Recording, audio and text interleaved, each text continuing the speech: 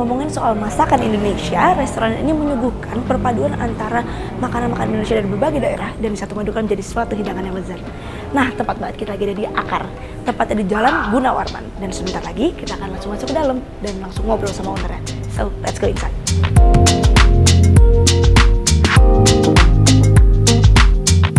Oke, jadi sekarang kita sudah bersama dengan owner dan chef langsung dari Akar.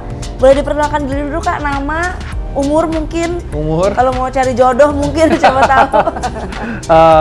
I'm Mac, I'm the chef and owner of Akar, Restaurant and Bar. How old am I? I'm 29, turning 30 I guess. Iya. Oke, nah sebelumnya nih kita mau tahu dulu nih Kak, background lu tuh seperti apa sih? Mungkin studi lu, mungkin dulu di mana, kuliahnya, apakah sejalan dengan pekerjaan yang sekarang sebagai chef dan owner juga? Gitu. Oke, kalau dulu background saya sih di accounting and finance. Oke. So accounting and finance nggak bisa di kantor. It's not harus my di thing. luar ya. I can't do office work. Lu lihat Excel aja tuh udah mau ngantuk dulu, takut dulu. It's not fun. It's just not my thing aja sih. Emang gue lebih suka kerja dengan intuisi. My senses, my hands, the taste, the nose. Emang lebih suka dengan my working with intuition dan jiwa kan. Yeah. Gue pengen tahu dulu nih, sebelum lu menjadi akhirnya mempunyai Akar ini sebagai owner dan chef, kegiatan lu ngapain aja? Ya pasti kerja sih. You have to work in different restaurants, di beberapa restoran di Amerika, di Singapura. Dulu juga sempet kayak have a business susu goreng di Singapura. Ya itu kayak somehow it went viral. I didn't know how it happened before. Sebelum gue buka Akar, I have that. I'm not a pastry chef, and this is only like 1-2% of what I know. And jadi sukses, I don't know why. Tapi at the end of the day, I realize gila, gue nggak bisa ekspresi diri sendiri itu cuma dari susu goreng doang. Yeah, it's like nothing wrong with it. If it's making money, why not kayak gitu. But when it comes to passion, that's numbers is not everything, man.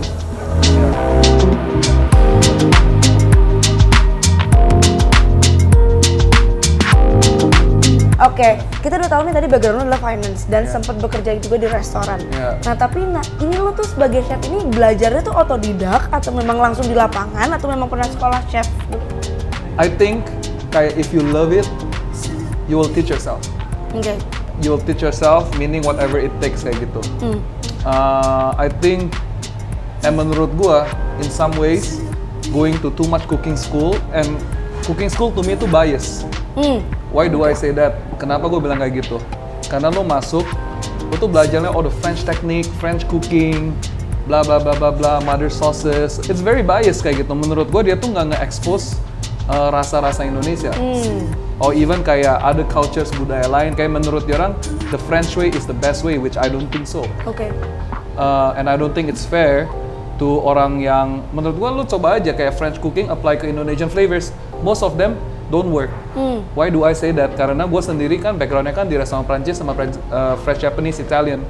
So I know a lot of the techniques that I learned don't really apply to Indonesian cooking because the flavor profile tuh terlalu drastis. You know, but again, you learn the techniques. At the end of the day, when you go to cooking school, of course, you learn how to be a professional chef. Tetapi what does it mean to be a professional kayak gitu kan? Anyway, berarti dari tadi kan kita passion lu memang di situ ya, Kak, menggunakan indera-indera lo gitu kan ya. Pertanyaan gue adalah, what cooking means to you? What does cooking means to me? It means, can I rebel, break the rules, commit cooking crimes, and still get away with it kayak gitu. Art is all about, tapi cooking is more than art. At the end of the day, makanan tuh makanan. Musik tetap musik. It has to be enjoyable to the ears. Kalau lo mau just trying to be expressive but no one enjoys it, that to me in some ways is being selfish. So tetap makanan is food. Kita bisa ekspresi creativity atas rangka apakah ini enak atau tidak kayak gitu. Something like that. Terus kita akan lanjut langsung ke akarnya ini sendiri nih Kak. Dari tahun berapa sih akarnya sebenarnya dibuka? 2019. 2019. Oke. Sebelum PSBB. Sebelum PSBB banget tuh, 6 months before. Oh. Ya. Berarti kayaknya udah melewati ups and downs-nya banyak nih. Iya, pasti. Boleh dong Kak diceritain seluk-beluknya nih gimana sih sampai akhirnya sampai di detik sekarang kita ada di sini nih. I think kadang orang tuh nggak ngerti kayaknya tuh getting a restaurant up is a lot of work. Bener-bener kayak a full on restaurant gitu tuh kerjaannya tuh baik banget. Dari interior design, dari fundingnya. So up and down ya udah pasti even starting up tuh udah tantangannya tuh banyak banget. And I realize it's different from France. Or even from the States or Singapore. Kalau Singapura ya lu ditegur ya move on. Yeah. Kalau sini sekarang kan tegur kan baper. Tegur baper ya. Yeah, see, I mean, so there's a lot of adjustment. And in order for Akar to succeed, I have to adjust myself juga. So that's number one kayak gitu. The second one is of course COVID, right? Ya. COVID is tough, it's hard. Makanya pas itu, I was like shit man, itu seminggu, gua seumur hidup nggak pernah seminggu cuma satu meja man. Iya. Serem banget, Iya, itu it's serem scary banget. man. Itu kalau nggak orang direct dari my neighbor juga nggak ada. Oh, oke. So we change it into Relief Kitchen, we close it down for 2 months. So we reach out, blah blah blah, we get some donation, and kita pas itu sehari tuh 600 box. Kita dari tadi udah nanya-nanya, tapi kita belum tahu kenapa namanya akar. Kenapa namanya akar? Akar kan artinya kan root kan. Ya. Kadang kalau kadang orang mikir kenapa lo mau bercabang? You know that's not the goal kayak gitu. So the goal is actually 20 tahun gue di luar negeri. So gua tuh keliling-keliling around the world, and then gua lihat chef gua tuh kayak wrapping lengkuas di dalam cheesecloth, asal masih kejar kunyit, jahe, dan lain-lain. Dan I was like, bro, ini di Jakarta sekilo cuma 10.000 nih. Terus dia ketawa, ah serius tuh, dia bilang gila di Prancis tuh mahal banget. So I realized these people tuh sangat-sangat menghargai aplikasi rempah kita, bumbu kita. So the reason why gua namanya akar ya is because I have to come back to my roots and I have to re-explore my heritage kayak gitu. Ya, something like that. Gila. Ini menginspirasi sekali loh guys. Oke, sekarang nih gue pengen tahu nih Kak, masalah konsep, dari konsep menu, interior, terus signature-nya apa sih dari makanan sama minuman? Kalau kita dari segi menu, people like to call it fusion, but I don't think it's fusion. Menurut gua kita tuh trying to explore budaya-budaya kita, karena kita juga ada pakai andaliman, kita pakai combrang, kita pakai different kind of rempah bumbu, tetapi we try to reapply it in different ways. Karena kita bisa mungkin budaya Badak sama budaya Indonesian Chinese kita jadi satu. So that is the kind of things that we are trying to do. Kita tuh try to find parallels in different culture yang bisa kita apply ke cooking kita. And it becomes something very unique banget kayak gitu kan. One of our interesting dish tuh namanya tuh kremes tacos.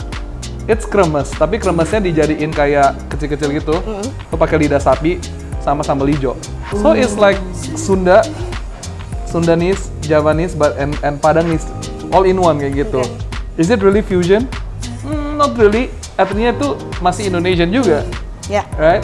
Itu one of the items. Terus ada satu lagi, of course, we have dakchang. Dakchang is basically, kalau kita kan bulan 6 ada Mooncake Festival, biasanya kan ada bakcang kayak gitu kan.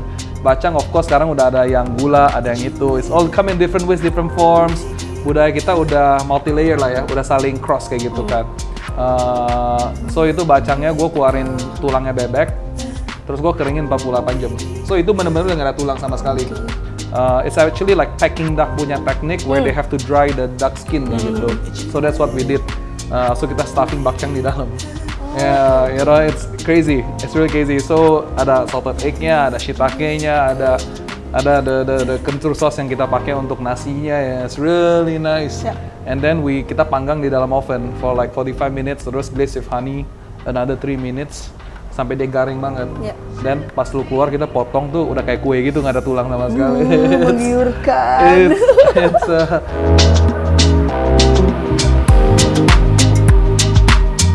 Oke, sekarang kita mau lanjut ke pengalaman selama 2019 sampai sekarang ini. pernah nggak sih Kak lo berantem sama tamu? Atau mungkin berantem sama partner sendiri mungkin? Atau sama anak buahnya mungkin? Berantem sama tamu nggak pernah. Oke. My number one rule is let them win. Karena kalau kamu ngalah, kamu tuh menang. Tamu tuh selalu menang. Ya. Whatever you say, you will always lose. Ya. No matter what, unless there's a CCTV camera recording everything, that's a different story. Ada evidence-nya gitu ya, lo ngapain gitu. I mean, gua tuh percaya bahwa customer tuh is king. Tetapi one thing that I learned is that no, your team is the king. Why do I say that? Kalau tim lo nggak happy, mau gimana bikin orang lain happy? It's a simple thing kayak gitu. So when people say yang one thing gue nggak bisa ya, if there's a guest yang severely abusive towards my team, it's something yang menurut gue nggak terima. Okay, we are servers, but we are not slaves. Kita nih di business hospitality ya gitu. I believe you need to know how to conduct yourself juga kan. Ada yang bener-bener kayak komplain yang bener-bener ini ngeselin banget sih. Cuman ya udahlah lu menang gitu. We had some crazy events, of course F&B itu sangat-sangat dynamic. Sekarang at some point tuh benar-benar bikin lo nggak bisa tidur bro, stres. Pernah juga ya orang tamu ngajak my waitress berantem di depan. My waiter itu crazy banget. So dia kayak marahin waiter gue. He was smoking inside. He was si vaping. Tamu. Okay. Terus dibilang, so my team kayak kasih feedback, Pak mohon maaf, sini nggak boleh smoking. Ya, sini no smoking. It's not so you can smoke outside, Pak. Apaan sih anjing lu digituin? Waduh. True story. Waduh. Ya, true story. Kenapa itu? Lagi PMS mungkin deh. I don't know. Terus ketahuan di WC vaping lagi. Terus ditegurin nggak seneng, apa sih lu bangsat digituin? It's true story. This is true story. This is not nice. I did not like it at all. Menurut gua, lu abusive kayak gitu towards my team kan. So one of the mistake yang my teammate was dia mau marah sama tamunya ngajak tamu berantem. Sempet. Okay. But emosi. Yeah, but I think at some point kita di F&B kadang tuh bisa makan hatinya kayak gitu. Bisa kayak orang kira lu tuh cuma chef doang, lu siapa sih? Lu cuma waiter, lu siapa? Lu apa? No, it's true karena kecuali lu di Prancis, you're a chef, you're a professional. Lu dihargain. Indian kita ngomong sama dia baik-baik, kita bilang if you escalate the matter, you want to fight with a tamu, no matter what, you are wrong. Kalau lu mau berantem sama tamu itu nggak boleh. You know, you can talk to the manager. You can talk to me, I will resolve it for you. Yeah, so itu crazy, it's a crazy night. But I think we managed to resolve it in something in a very nice way. I think it takes a lot of honesty ya. Oke, sekaligus menutup wawancara kita hari ini nih Kak. Gue mau nanya satu pertanyaan, bukan pertanyaan sih, gue mau minta tolong lo untuk ngasih tips and tricks ke teman-teman kita nih yang mau buka bisnis F&B. Gimana sih caranya, apa sih yang penting, apa yang krusial gitu? Don't do it. Don't do it unless you are clear what you want to do. If it's just for fun, don't do it. Gue bukan negative thinking nih. Sebenarnya gue tuh sangat-sangat nge-push people to do F&B, but they don't know what they're in for. What are you trying to do? Very focused. If you want to chase profit, then you need to make concept yang bisa sukses. Itu harus by design, not by luck ya. I don't believe in luck in F&B. You need to by design. By design apa? It means you have to be intentional. Lo mau buka bar, oke. Ada 10 alasan lagi kenapa orang mau ke sini. Kedua, if you want to do something passionate, understand the business. Just because you're a chef doesn't mean you understand the business. A restaurateur, chef owner, and a chef is a 3 different game. You need to really be persistent, and of course, accounting lu mesti kencang. You need to know, bukan tentang cuan ya, lebih ke the numbers will tell you what does your business mean. So just things like that kayak gitu. Yeah. I can do a long talk about this. Nah, tapi ini emang ujung-ujungnya financial lagi ya, ujung-ujungnya tetap accountant lagi, accounting yeah, lagi. so cooking is an important part, but once you see it as a whole business ecosystem, it's a part of it kayak gitu. So something like that. Oke, tadi sekaligus menutup wawancara kita hari ini. Terima kasih loh kakak sudah mau kita gangguin. Semoga akan semakin sukses. Abis lebaran ini rame lagi. Alhamdulillah. Thank you. Semoga pokoknya makin jaya terus. Thank you. Thank you so much kakak. Thank you so much. Thank you. See you. Thank you ya guys. Thank you.